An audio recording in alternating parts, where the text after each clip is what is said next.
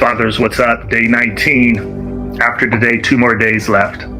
So let's go ahead and knock this one out. Day 19 comes from the Gospel of Mark, chapter 9, verse 29. And today I would be reading from the New King James Version. And it reads, "So he said to them, this kind can come out by nothing but prayer and fasting." So I'm going to read my entire devotion today. It says, "Here is a frustration with fatherhood. There will be times when you will not be able to help your children at all. No matter your attempts, your resources, your intervention, or anything you have access to, there will still be occasions where nothing you try will help.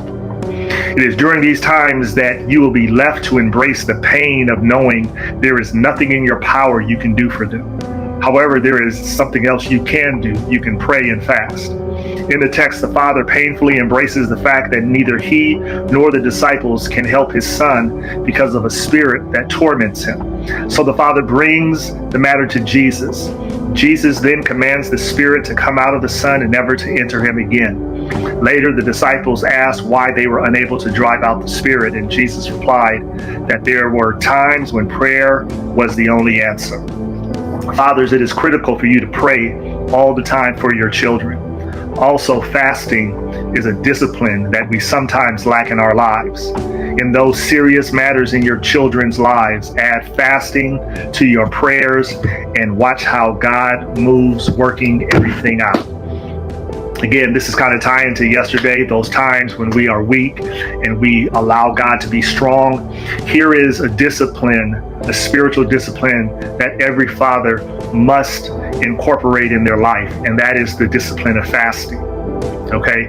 Like the text, like the man in the text, the father in the text, he couldn't help his son.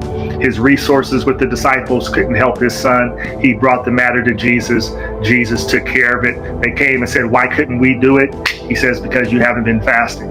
Some things you must fast about." And so, fathers, let me encourage you.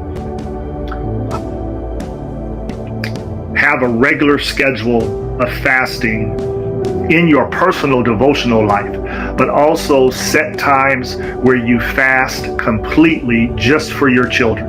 Your children go through things they don't tell you about. They experience things that worry them with this society. There's a lot of anxiety and trauma our children live with, and we can't fix it. Implement in your life a fasting discipline just for your children. So, for example, say on Friday, I am going to fast from 6 a.m. to 6 p.m. I'm not going to eat any food. All I'm going to do is drink water and maybe juice. And I'm going to pray all day to God for my children.